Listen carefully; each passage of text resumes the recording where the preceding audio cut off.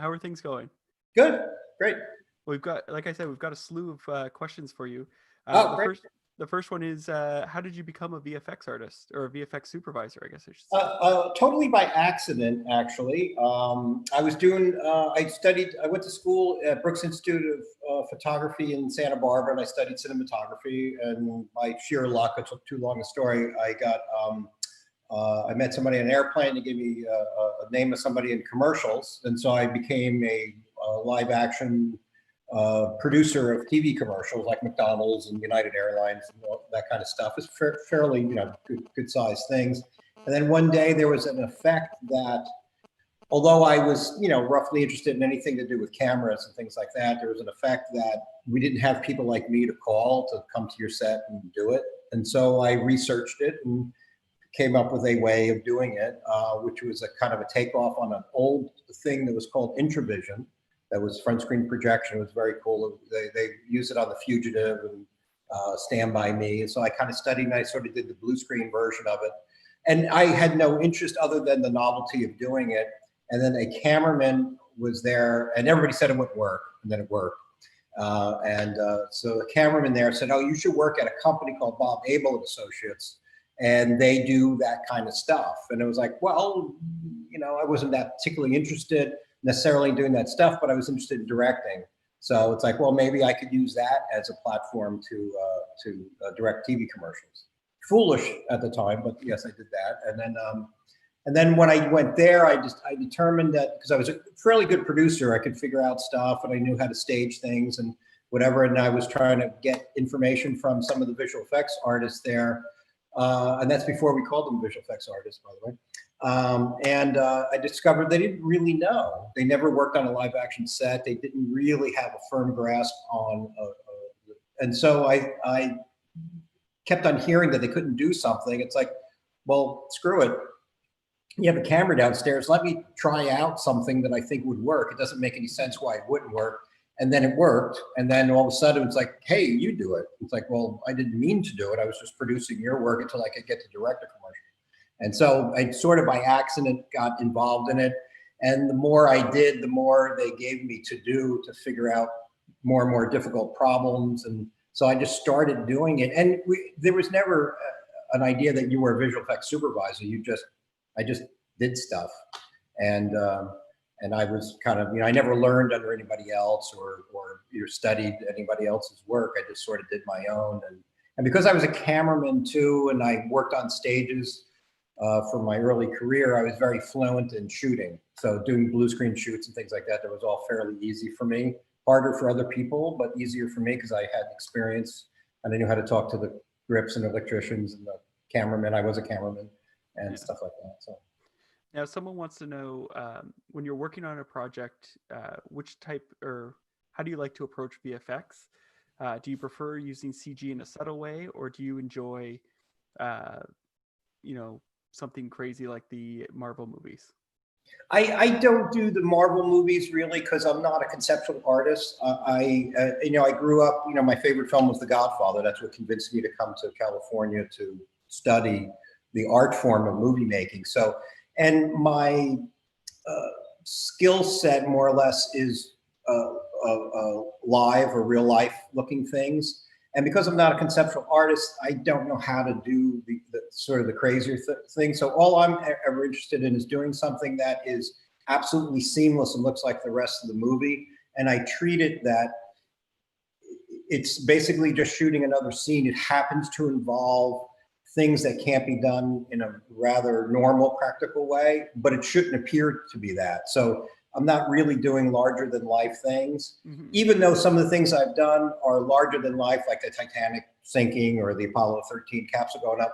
I wanted to make it look like it could have been done live and film it in such a way that it's kind of a little more throwaway and less precious. A lot of times when you storyboard something and you put so much effort into this still image, it becomes too precious and it doesn't feel like the rest of the movie. So I just started really sort of enjoying the 3D of it, the CG 3D, because now I could finally get it to look photorealistic. And once I could get it to look photorealistic, then I could rely on it. And before I used to do miniatures and background plates and all the various things that were all live, that just the composite was the digital part and the rest of it was live. But I never really wanted it to ever stand out and to always look like it felt like, so no one even knew it was an effect necessarily. Yeah. Well, for something like Apollo 13, did you go to the NASA tapes and sort of mimic those and recreate them? Or did you, like I think about all the parts separating from the shuttle. Did you sort of mimic what you saw in NASA's footage, or did you create stuff? Well, sort of a yes and no. There's a story I often told. There's a TED talk I did where I sort of describe it a little more in detail. But I would look at this footage, and then my impression of the footage is what I would photograph, not necessarily a duplicate of what I saw. It's similar enough to remind you of it, but we sort of embellish what we see, or it appeals to us in some way. But if you mimic it exactly, do like the documentary version of it, it doesn't match the emotional content of when you saw it and you went, oh my God. Like when you see the Saturn V rocket go up for the first time, yeah, it's pretty awe-inspiring. Even just seeing the SpaceX thing go up now, there's something very, I don't know, patriotic, or there's something about it that gives you an emotion, and you charge that when you watch it. And so instead of just mimicking the shot, I'm sort of mimicking how it felt to me and how my brain conjures up what that looked like. And you can figure out which side of that coin you're on, whether you believe that or you think that's appropriate or not. But that's the way I'm attacking it. So I'm not religiously tied to the stock footage. I look at it, get the inspiration, and then I do my version of it to get in my head what it feels like to watch it as an audience member. There's definitely an emotion to it, because my daughter is 3 years old and loves watching the rockets take off. Yeah, it is cool. There's something really awesome about it that we just can't you just can't put it into words, and I don't know why. It's all the power or something, or how crazy it is that we're doing this. That you're putting a person on the very top of this thing, and you have all. It's something I would never do in real life, by the way. But I would do it in a second if someone would let me. A lot of people would. Yeah. Well, Raphael, Raphael wants to know, because you mentioned a bit about screen projection, and he wants to know if you could sort of talk a bit about that or explain what screen projection would be. Well, front screen projection, back in the day, front screen projection was the cleanest way of getting a sort of in-camera composite. Blue screen always has its usual problems. We're much better at it now because the equipment is better, the software is better. But usually back then it was a telltale blue fringe and all that stuff, especially when everything was done on film. Rear screen projection has its problems. It's literally like a shower curtain screen, projector behind it. It would project the image on it, and you've seen it in all these old movies. It's kind of grayish. Doesn't have a lot of contrast because it's going through the shower curtain, and the composite is kind of mediocre at best, but that's the mainstay of all these old movies. Front screen projection was the same material that you have on a stop sign. When your headlights hit it, it gets very bright. Did we lose them? I think we might have lost Rob there. You can see it. Well, they took advantage of that. It projects a very clean image onto the screen, and it would make pretty much a seamless composite. And so that was a big deal. Now that's sort of being replaced by what we're going to call the video wall, which is taking big giant LED screens and pumping a high resolution image to it, where it has all this contrast that rear screen projection never did, but front screen projection did. You would have to study it a little more to understand all the parameters of it, but it was very specific. Very few people did it, and it's pretty seamless. If you look at The Fugitive and Stand By Me, the train sequence, you can't really tell that it was done that way because it was so well done. But that's how it was done. The kids were never in jeopardy. It was a projection behind it. Yeah. Now Renato wants to know: do you have an example of a challenge that you faced without really knowing how you were going to tackle the work? So, a director came to you or a studio came to you with an idea, and you you took it on, but you didn't necessarily know how it was going to work out? Is there an example you have of that? Almost all of them, I would say. I mean, including Apollo 13. At the time we did Apollo 13, the prevailing idea is a little bit what they did in the First Man, but is that they would use stock footage. And when I looked at the stock footage, I determined that it was too much of a pastiche of different 16mm military perf stuff, which we didn't have any equipment to actually get it off the military perf and onto digital or whatever else we were using. And so it was too funky for me. And I didn't know exactly how I was going to pull it off, but I kind of had a feeling that I could. And so I sort of convinced them that I could reshoot everything with models and miniatures and fire extinguishers and throwing a miniature capsule out of a helicopter and with parachutes and landing in the ocean, and that you would believe it. So I didn't know exactly how to do it, but once I stated that I was going to do that, I had to go figure it out. And then Titanic was the same thing. It's like, I knew what I wanted to achieve, and I talked about it with Jim Cameron, that there was such an emotional charge when you look at the wreck underwater that it's ghostly, and you sort of magically transition from one state to another. And at the time that we were doing it, CG people no one ever did that before. CG water was out of the question, because no one ever did that before. It seems so pedestrian now, but back then it was a big deal. But the image itself was so powerful that I had to figure out a way of doing it. And once you do it, your antenna is up for anything that can help you do it. And I saw an ad in a thing about this company that created a water simulation literally for the Cold War, where they could photograph from a satellite and see the wake that a ship would make and be able to identify what ship it is to see what Russian ships were in the water and things like that. And so the byproduct of that, they were able to recreate water. It just wasn't artistic, but it definitely looked like water. It just didn't look very pretty, but it's like, well, maybe if I take that and I light it properly, I could make it look pretty. And then I have motion control water, because at the time you would shoot a ship in water, a miniature one, and then it always kind of looked like a miniature, because you can't really scale water very well, and it just kind of looks funky. And then you can't get in far enough on the ship, because then you see that there's no people on it. So the combination of CG people and water that I can now essentially motion control, I can put the camera anywhere I want and go in as far as I want to and make these transitions between the CG Leo and the real Leo and Kate at the bow of the ship and all that stuff, and be able to create this emotional response I got when I saw the wreck. So, that was another film where I don't know how to do it, but I know that it's worth doing. And so you have to, your antenna opens up and you start looking for anything that will help you, and then, settle on something and then make that work. Because at the time when we were doing motion capture, it was around for a little bit, but it was only really meant to motion capture something to make like a suit of armor move or a robot move. It was never really for a person.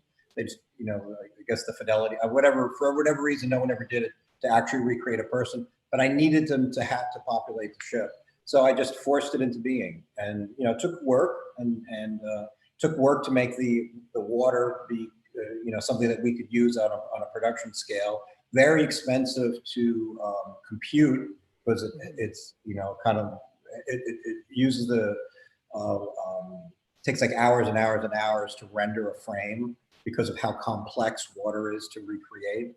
But it was worth doing. Then we solved that production problem by getting hundreds of computers, cheap ones, to be able to process the material to get it done in time. So everything's a little bit of a science project. It's a pretty long answer to your question, but every film I've ever worked on, when I did Aviator, I never photographed a plane crash before, so I used me operating a live camera on a computer-generated plane that's flying into a house to create the sequence shot by shot. And so it's the beginning of previs or that kind of live interaction previs, real-time previs. And that is what I introduced for Avatar. So we didn't know how to do any of those things until you have a need to do it. So I needed to do that for Aviator because I didn't have any experience shooting a plane crash. So I needed to keep on shooting and getting this experience what's a better angle, what speed it should be shot at, what the sequence should look like. And then the byproduct of it was I was able to edit together a sequence, show Martin Scorsese. He liked it well enough for me to continue and photograph it with models and miniatures and everything else I was doing. And then it became like, well, shit, this is I'm not supposed to say that, but this is a pretty cool way of working. Jim Cameron would like it. And then we started on Avatar, and no one's ever done, kind of virtual camera the way we were doing it before, and then do a whole film that way. So we developed what became, and then I used it ever since, especially on Jungle Book. I totally recreated on Hugo. I created a small little version of what we did for Avatar, and I prevised all the crashes and some of the other scenes and all that sort of stuff. So everyone is like, don't know how to do it, worth doing, go create it, go invent it, go force it into being. Raphael also wants to know, for something like Aviator, because he was a big fan of it, what was the balance of practical versus CGI? It was almost entirely miniatures, and then we had radio-controlled planes for a lot of the planes, including the Spruce Goose. Actually took off in Long Beach Harbor. It was about 22-foot ship that we built. We built the H-1 and we built the XF-11. And what was interesting, a side note, was that the pilot who would train drone pilots for the military, we had the best guy fly it. And because we built it to the blueprints, he discovered all of the maladies of the design of the plane and why he had problems flying them. Oh, so because we built it so exactly like that. So for the most part, there's a smattering of CGI in there, and I'm not too happy with some of the CGI work that's in it. I really like the miniature stuff that we did and the stuff that's more in camera aspect. The RC planes, or I shot it with a helicopter. Everybody said, well, you can't do that. It's like, why not? It's a plane that's flying and a helicopter is following it. You can't help but come up with something that looks pretty natural. So I did, and worked out. I was very happy with that portion. The stuff that we did a couple shots where we recreated the Spruce Goose in CG, and I wasn't wild about it. And a couple of things we did for the XF-11 taking off. But once it was in the air, that was all me shooting it practically, pretty much. So I'd say like 90% was real, 10% was CG. Wow. Everything is digitally composited, but yeah, it was for the most part done that way. Now, Walters is new to the VFX world, and he says he's just starting out making something 3D and is wondering if you have any tips for rookies, top mistakes that beginners make, anything like that. Is there a need for a specific profession right now in the market for VFX also? Is there a need for what? I'm sorry? Is there a specific requirement like a need for compositing artists, or a need for yeah, there's a need for everyone. I mean, that's a kind of a big question. What I do, I mean, this is all based on my personality, what I like and all that stuff, is I use CG to create real life, and then I photograph it like it's real life, and I don't photograph it like it's a computer generated anything. I use I do everything, as much as I can, using live analog input devices. Like on Lion King, we built a dolly, that you would use on a traditional movie set, but it has a sensor on it, and it's basically pushing the dolly that's in the computer. And the move of it feels like a human is doing it, like every dolly shot you've ever seen in a movie, which there's many. That analog quality gives you something that makes it look rather much like a real movie instantly, as opposed to programming something. And the act of programming it makes it too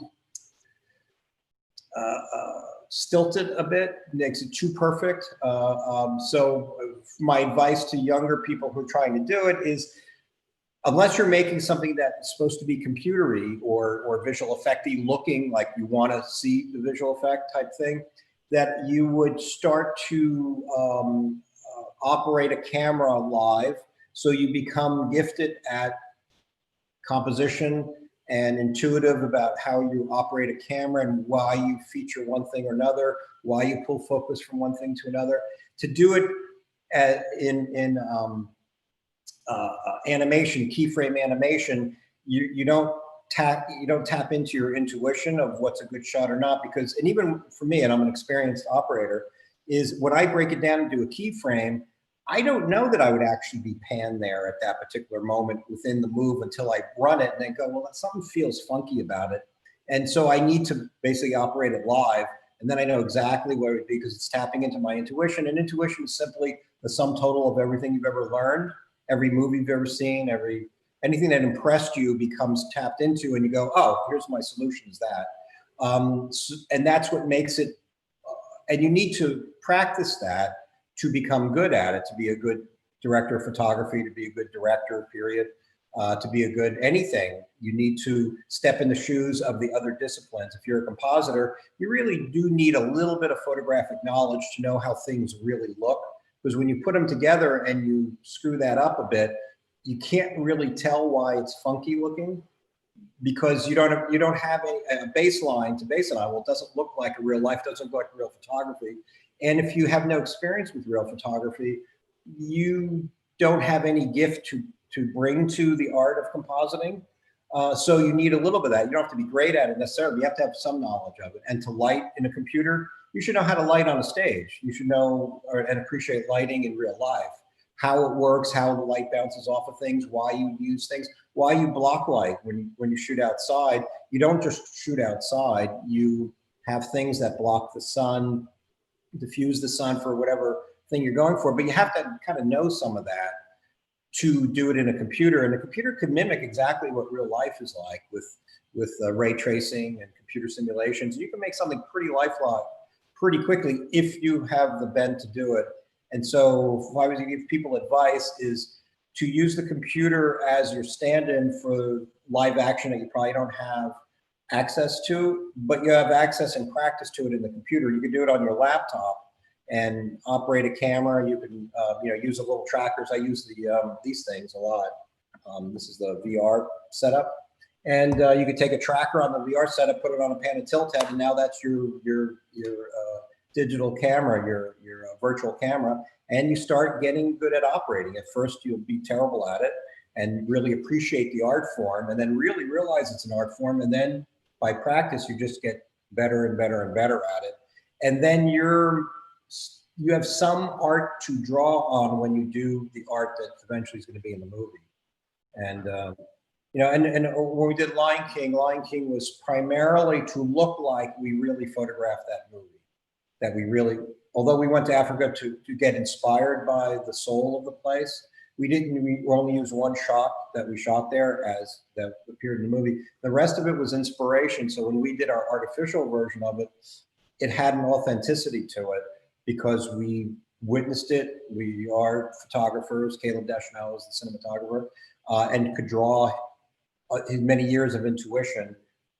So any one moment we're trying to photograph felt like the real thing. We used real grips to move the dolly, real camera assistants to pull focus in the computer. And you don't need to do any of that. You can do all keyframing, but you don't get what real life gives you.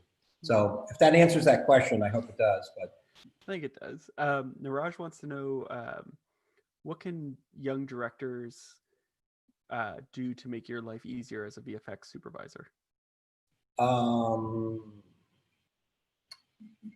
Is knowing what you want to see on the screen and not be concerned about how you do it. If you say, well, I want this, but I want to do blue screen. It's like, well, that may eliminate the thing that you really want. And so sometimes a little bit of knowledge is too dangerous. It's always good to know stuff, but if you influence, if you just say, I want to get this, how do I do that? And you don't know yourself, then you have to rely on, and the trouble I think a little bit is that a lot of people can call themselves a supervisor, but a lot of them never had any live action experience and never been on a stage before. They don't know exactly who to tell to move what or things. So you may not get what ultimately works the best, which is a talented director talking to a talented supervisor and then trusting that person to do the figuring out to get you exactly what you want. And if you don't know exactly what you want, the visual effects become so specific you're etching it in stone by every element you're shooting. But if you didn't know what it was, you go through kind of a laundry list of getting all the elements and put them together and go, well, I don't like that shot. It's like, well, you didn't like it because you didn't like what it was really going to be like, because you didn't really know what you wanted to fit the story point. So that is, a young director should say, I don't care how it was done. Here's what I need to get to film my story as if it were live, as if I could shoot it myself. This is exactly where I'd put the camera. And again, the VR thing helps immensely, is that you could create the world that may not be created, even if it looks lifelike, and walk around and say, it all exists. Here's how I would shoot this moment. And it might be very offhanded. And again, it doesn't want to be too studied, because then it doesn't fit into the movie anymore, because it's offhanded, boom, this tableau, and then something else. And the rhythm of the film, that it gets interrupted by specially filming something without the same sensibilities of the scenes before it. So for a director, you can walk into a VR setup and roughly feel like, if it were real, how would I photograph it? And use that intuition, and don't overthink it.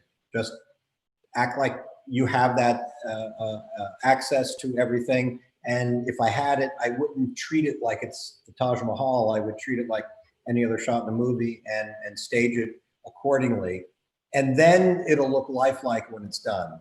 So that's maybe the best evidence. The wrong thing to do is not know all of it, and then hamper how that shot gets done by your own prejudice of seeing things that didn't work out very well. Because it may be the thing that you saw somebody not do very well, prejudices your opinion about it. It's like, well, the only reason why you saw that is because it was bad, and you saw 90 other shots that were good, and you didn't know that they were done that way. So you have to do that. And that, it's a fairly common thing. It's like, I don't want to do blue screen. I don't want to. It's like, well, that's the thing that solves your problem. And it's like, well, now you're going to make it more cumbersome, because you're dictating a technique that you're not really familiar with or not fluent in. And I feel most people don't realize how much VFX saturates film now. Like, there's shots where it's just, oh, we had to fix that sign, we had to extend the set, we had to, just tiny things that people just take for granted now. Oh yeah, and maybe too much so, where now it's like, I will fix it later. And it gets pretty sloppy a lot of times. It's like, just move the grip truck. Just trust me. Well, that's funny, because someone asked me, how do you deal with people who say, just fix it later?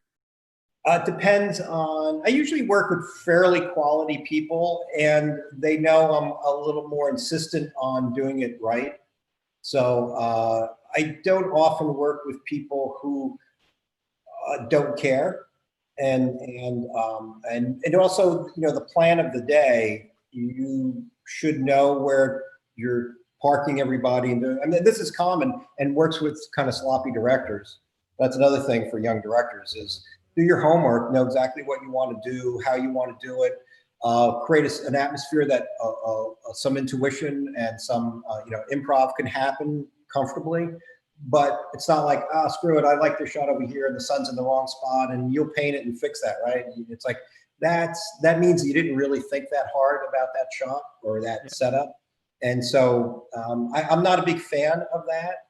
And I try to do everything in camera. I do a lot of second unit work, and I try to do as much in camera as humanly possible. And only when I can't do you start to introduce these other techniques. And, in emergencies, we all have to do it. It's like, we don't have time to move the car that's not supposed to be there in a way, so we do have to fix it, that type of thing. But you don't want to do it as a steady diet, I think. Yeah. Now, Gray Marshall says hi. How are you? Hope you're well during this crazy time. Now, someone's asking if when you were working on The Lion King, did you guys actually, when you were in Africa, 3D scan any places or rocks or objects to bring them into the environment? The NPC crew did. They took tons of pictures of rocks and various things, and we didn't really imitate one specific place. Particularly, we imitated the feel of it and optimized what location we would want to have filmed it. The whole reason we're going to Africa in the first place is to say, brought a 65mm Alexa camera. Caleb Deschanel was again the director of photography, we had the animals there, is if we were going to film it live, what would we do instinctually? And I cut together a big thing. We saw it on a big IMAX screen to get the vibe of the place, edit music and stuff. And you kind of get moved like I was moved when we did Titanic. And then that inspires every setup you do that's artificially created. But the NPC crew came in with still cameras, and I don't know if they LiDAR scanned much. Maybe they did. There was a separate trip that they went on that they probably did some of that stuff, I'm sure. But they were not specifically driven like LiDAR scan this set to recreate. It was rocks and trees and whatever indigenous things that were not found elsewhere. And the rest of it was sort of created as needed. Now, Renato, he's a senior compositor for 12 years, and he's done some on-set VFX supervising, and he's wondering what you would suggest to help him make the transition to a full-time VFX super. Well, and everybody does it differently. My thing is that you study and learn the other things that absolutely influence your work as a supervisor, and study directing and study cinematography and understand staging and the rigors of the set, so that you could answer your own questions. When I first started, because I was very fluent in live action work, and directors are not very fluent in any kind of visual effect work and could not even articulate what they wanted because it seemed so foreign, is if I was directing the shot, I would shoot here. And what I would need, since I saw the staging, is I need somebody here, I want to shoot past a person over here, I need a prop over here, and all of a sudden I'm answering all my own questions. And then I would offer that as the solution, and then the director would go, oh yeah, that sounds great. As opposed to be the short order cook and wait for other people to tell you what they want, because they don't know what you do. They don't know what you want. They don't know what makes your job easier or harder, or sometimes not even care. So you need to say, if it were me and I was shooting this movie, what would I do? If you have no experience shooting a movie, and very few people do, you could have experience shooting a shot like in a commercial or a vignette or a moment. And you get to study, because you get to say, well, let me look at the script. How would I shoot it? And you go to the set and you watch the director shooting, and you start to pick up the nuance and the language of it. So getting involved in other people's shit makes you better at it, even if it's not what you key on. What the crew hates the most is when you impose something that they know you don't need because you didn't know you don't need it, and so you asked for it anyway. Because you just didn't know. Well, if you know, and then they respect your wishes and demands because it makes sense to them. Because filmmaking pretty much makes sense to filmmakers. There's a language that we all sort of adopt, and you could tell when there's a bogus ask. It's just like, what the hell do you need that for? And if you don't have a good answer for it, then they lose respect for you, and then they do not respond to you the way you need to be responded. You are also and should be a co-filmmaker in the process. And if you don't live up to that, then you get pushed aside, and you're the short order cook that just do what we tell you, and the results are not as good as a contributor to the movie. And it's more fun that way too. You get to participate in it. You get to try to make it make the vision fit into the structure of the film.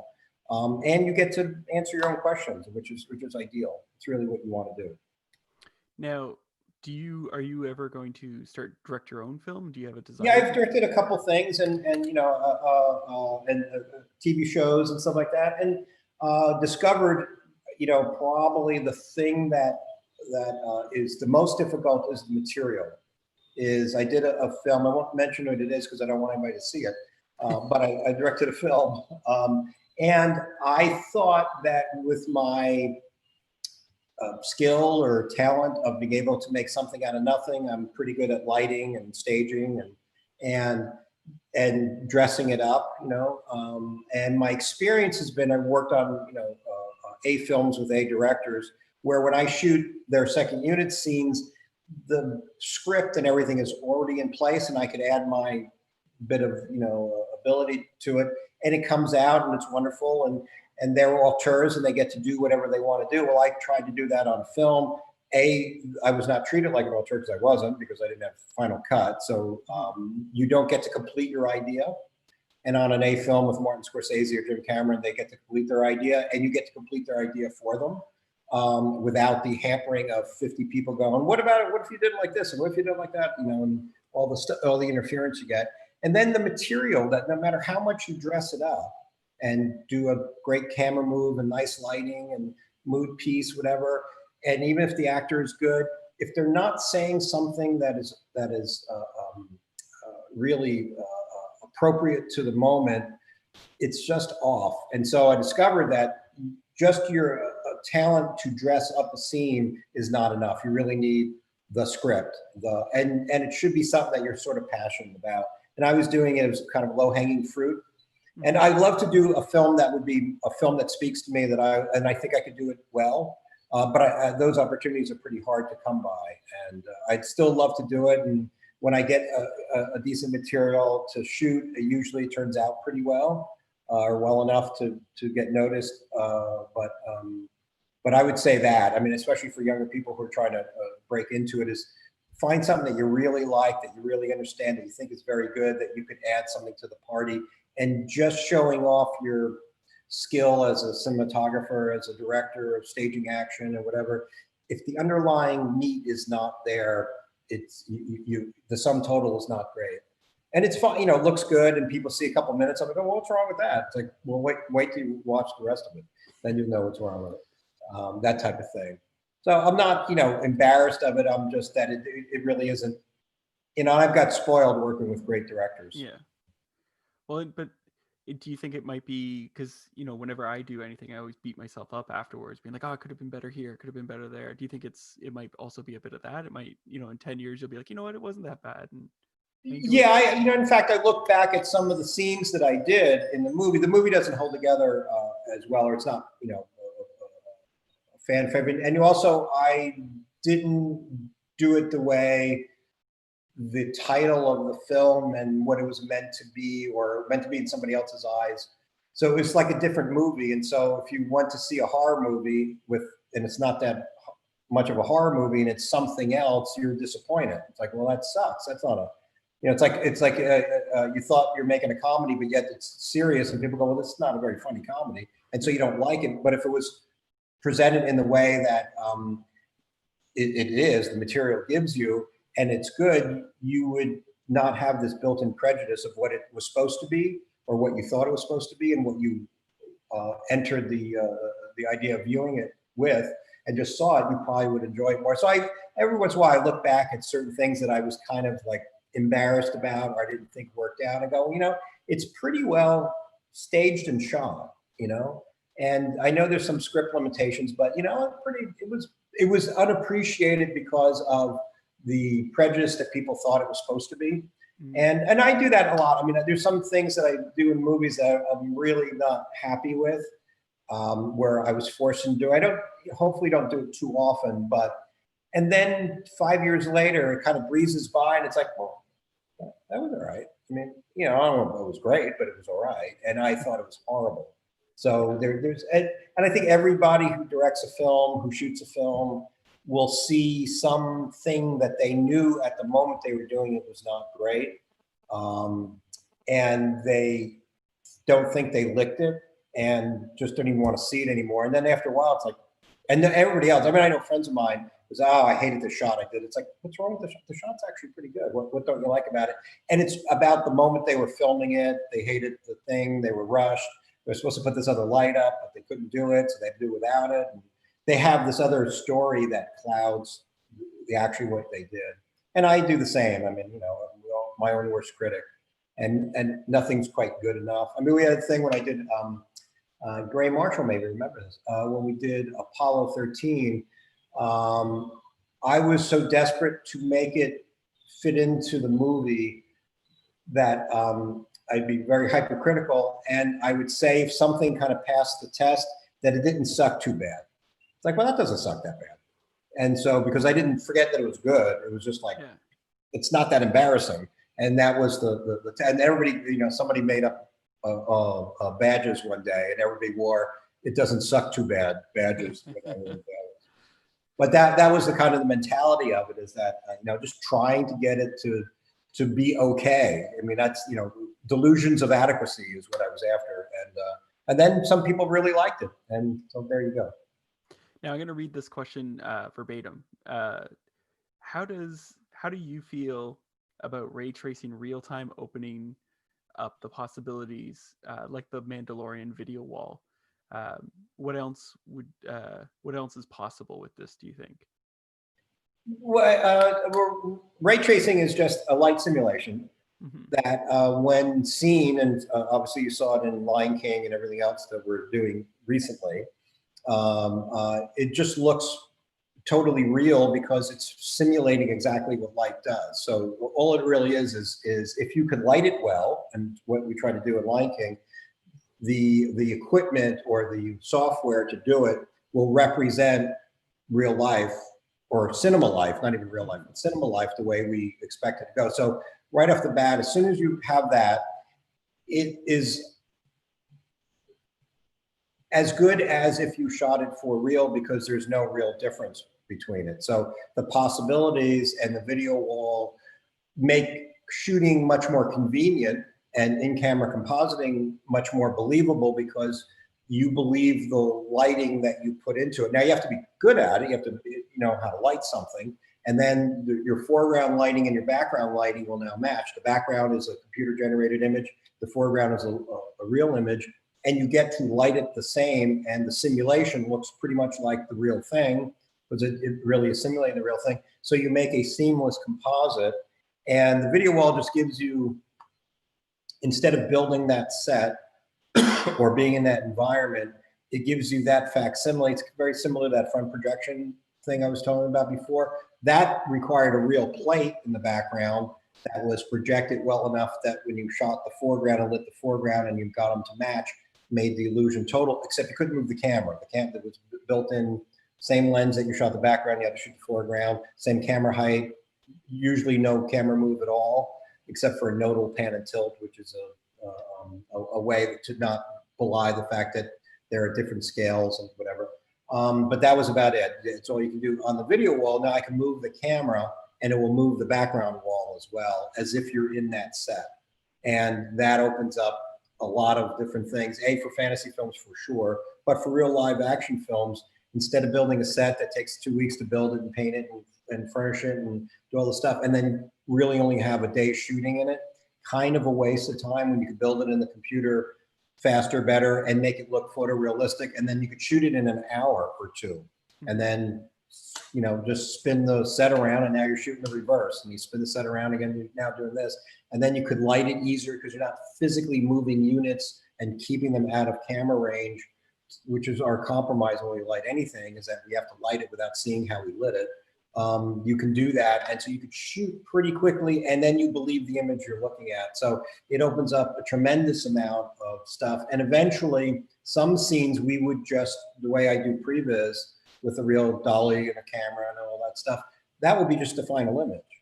And you could, and at some point it'll just be in real time, totally, where you don't have to even post render it, that all the motion blur, all the focus pulling, all those stuff, and you're basically shooting a virtual scene, and that scene goes in the movie intact. That will happen, and that's good. That's even happening sort of now. Mm-hmm. And it's kind of happening on Mandalorian, and that one is, you know, it's doing, you know, it's science fiction-y, so you can get away with certain stuff, but you can make it absolutely dead photo real and believe that it's a real set in a real place, and belie how it was photographed. And then hopefully, again, the content is really what you're doing. And if that content is good, you just get swept away and you're watching a movie and moved by the story that's being told. Now, Angel wants to know, you've worked with a lot of amazing directors. So what are some of the best lessons you've learned from some of these great directors you've worked with? That they were all slightly different. The one thing that they all have in common, the better they are, and there's no other way of terming it, is that they all have balls. They all have courage of their convictions to tell the story in the way they do it without the compromise of, you should do the safe version of this. They all have that, and they all have a force of will to force it into being, to force the vision that they have and into being. And a lot of the directing work that you see is homework. So like when you see Martin Scorsese show up on the set, he's fairly loose, he's very good with the actors, and it just sort of seems, you don't see, you know, Cecil B. DeMille yelling in a megaphone, but all of the directing work was done prior to that. The casting, the costuming, the set, the story, how he wants to tell the story. He's a master editor, how he's going to edit it, and a fearlessness in the way he wishes to tell that story, because he mastered all those other things. And when you watch him work, you go, well, I think I could do that. It's like, well, you think you can, but what you didn't do is the homework that produced that offhanded kind of quality that looks like he might be just making it up. He's never making it up. It's all studied. It's all done. And all the, you know, Jim Cameron is the same way. Bob Zemeckis is the same way. Ron Howard is the same way. You know, all of them that I've worked with. There's a tremendous amount of homework that's done mentally with storyboards or previs that we do now, or study and work on the script, because as they're writing the script, they're imagining how they're going to direct it. And so they're putting in these things that everybody just reads and goes, oh yeah, that sounds good. And then you don't know the import of why that chess piece was put in that particular spot. You don't really understand that till you see the movie come together. So they all have the homework trait. None of them show up and improv what they're doing. They leave things open that a happy accident will happen. Or in the case of Marty, he'll set up a scene in such a way that the actor will fall into a greater depth of performance, that they'll kind of go to a place that they didn't think that they were able to go to, because he's, you know, very gently nudging them in that direction. So it wasn't really totally planned, but the journey to get somebody to get to that point was planned. And then many times, if they're gifted actors, will deliver that. They'll just do that, and they'll fall. And that's why the actors love working with him, because they just come out better. And also, he's a master editor too. And part of the directing chore is editing. Editing is picking that. I'll use Marty as an example. Is everybody who's in a Marty movie looks like a brilliant actor, every single person, because he will find in editorial the perfect line for that particular take and protect it, and you edit around it to make sure that that moment is captured exactly. And you could very easily, and I learned it when I was doing my movies and TV shows and things like that, you could make an actor look terrible by adding pauses and all these various things that distort the performance, or they have natural pauses built in that aren't really great to have.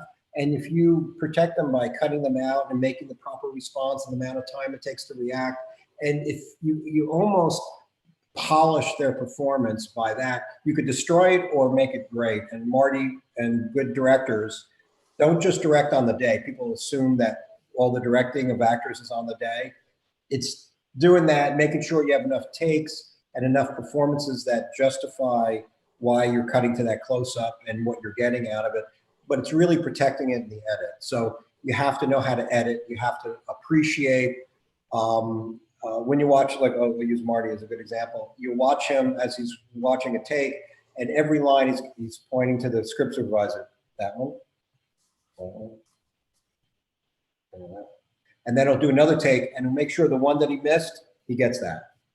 And for the layman looking at it, it's like, you can't even see the subtle differences necessarily, but he's making sure that every line, every moment is captured in the most authentic way possible. And then, of course, he and Thelma Schoonmaker edit it together and create, Academy Award-winning performances from the actors. Yeah.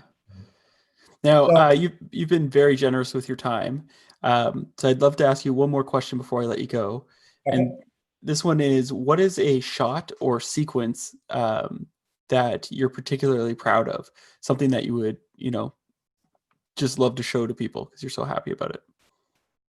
Well, there's a few I have to say because I enjoyed doing them and enjoyed the response that they got. I mean, probably the big one, the first big one would be the launch in Apollo 13 that got a response that was greater than I thought it might get. I was just literally trying to make it not be embarrassing, and that people got moved the way I was moved when I